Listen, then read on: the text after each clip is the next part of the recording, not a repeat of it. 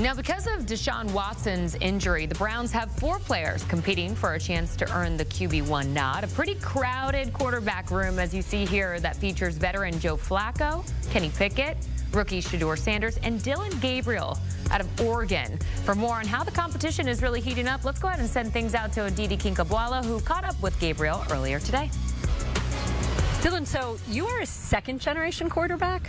I am a second-generation quarterback, and I'm proud to be. And does your father break down all your practice tape like Browns fans do? I think a mixture. I think he tries to have a good outlook on it, you know, in practice, but he's definitely critical, and that's a good thing because every time, you know, we hop on the phone somehow, we're talking about football, and that's kind of something we share. But this is where you have to say, like, Dad, we were throwing on air or we were trying something. It's not as bad as that pass looked. I mean, not a lot of explanation, but a lot of, you know, just critiques on his end that definitely help, and something that we laugh about, or it's always consistently, you know, getting back to work and make sure good for the next day. Well, tell us a little bit, the ups and downs of NFL training camp.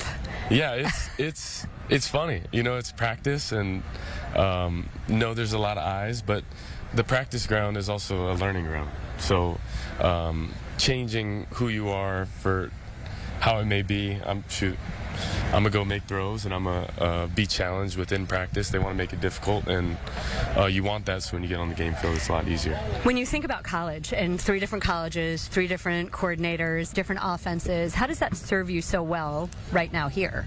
I think just versatility and experience. You know, I think if you went to a job interview and you're able to showcase how much you were able to do within that time period, I think you look at a resume and you're like, wow, there's a lot that you can go through as a starting quarterback over 6 years at 3 different spots, and there's a lot of people you come into contact with. So for me, I see like I was ultra prepared for, you know, the most important job interview of my life, which was, you know, the NFL draft, and then, you know, perfect enough, it was with the Cleveland Browns. So when you think about this offense, what do you like? What suits you? Just a lot of familiarity in terms of what I've done in the past, and I think that's also a feeling of comfort, knowing that I've ran these concepts once or twice, or even a few more, and then also just, you know, similar thought process on how we see the game, and you got to have that alignment from not only owner, but, you know, to GM, to head coach, to OC, to QBs. Like, there's a alignment that you got to have, and you got to build in order to have success. Alignment in that quarterback room, you're about as different. Well, maybe not Kenny and Joe. They're kind of similar, 20 years apart, but you're about as different as can be in that room, aren't you? For sure, I am, and I think it's good. You want to have versatility, and you look at the strength of a room, and it's because of how versatile we are. And you got to look at it, you know, as a growth mindset and the ability to not only challenge one another, but challenge ourselves, and knowing that there's a bunch of guys that have different styles to the game, and you can learn from one another. As much attention is on your fellow rookie quarterback, Shedeur Sanders. What's good about that? What's good about being with him? What's good about the attention he gets? I think there's just so much to learn. You know, he's had a life under a microscope for sure, and rightfully so for, you know, what he's been able to do. And, you know, I think when you have that, you know, coming in as a rookie, myself as well, I think we're going through similar times of our lives, different in our own ways, but you know, I think there's just so much to learn from one another, and then of course when you add, you know, Deshaun, Joe, and Kenny to the room, it's a bunch of guys. They got a lot of stories to tell. Well, certainly Flacco has a lot of stories to tell, right? He does. Who's the funniest in the room?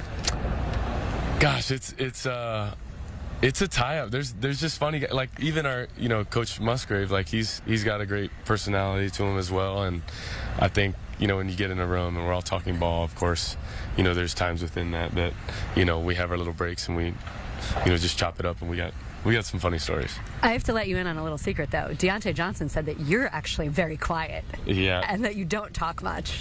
Yeah, I think I've taken a different role early, and being a rookie, you know, I think I had the vet role last year where I was talking a bunch, asking a bunch of questions, which I don't shy away from now. I still ask a bunch of questions, but I'm a bit more thoughtful, and I think taking this route of listening and being a good listener, I laugh because I go to Coach Stein at Oregon. I mean, dude, we were the only ones talking, so it's funny now, you know, a different role, but it's all good, and things that you can definitely learn from.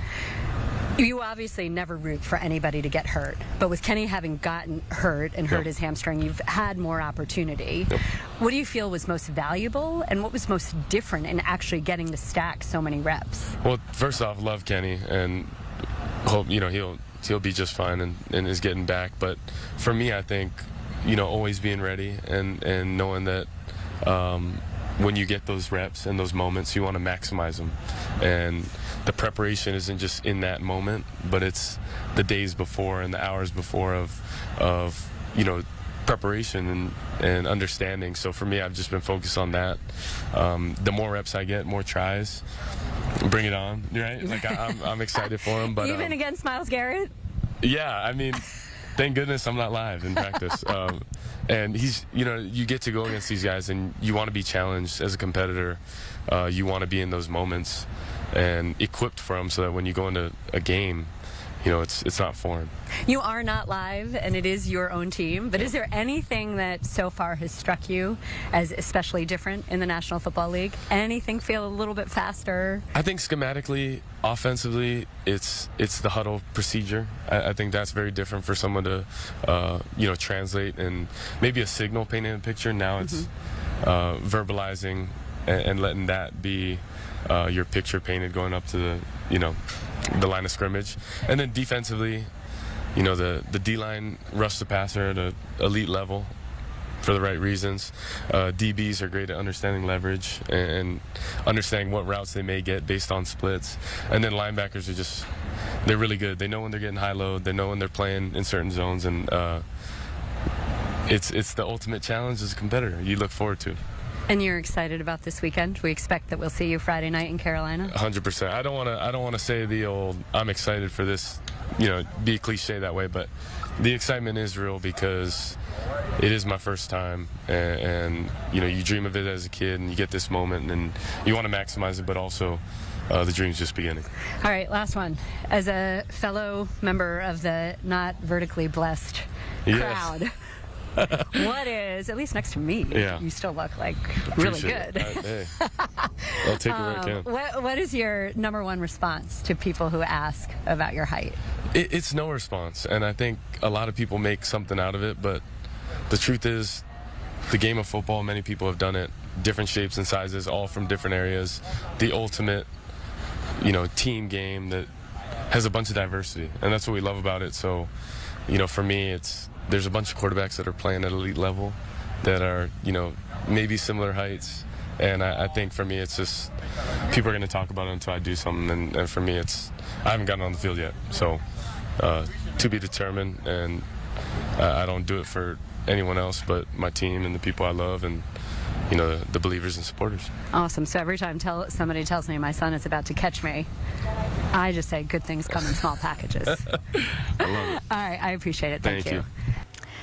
Dylan Gabriel with our own Aditi Kinkhabwala at Cleveland Browns training camp. That's set to get underway shortly.